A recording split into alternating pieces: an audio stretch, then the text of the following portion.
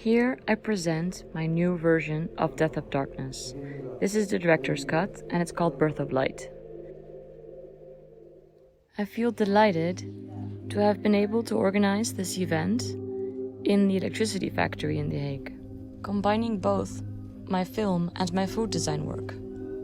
Many friends, family, fans, and fans of the place showed up, and afterwards we had a discussion about our relationship with nature and our dependency on electricity.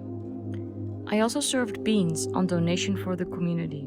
This was a sensorial experience to connect with that, their way of living, through food, and that is what I do with my food design. Sadly, this was the closing event of the Electricity Factory's art museum that has been there for 10 years.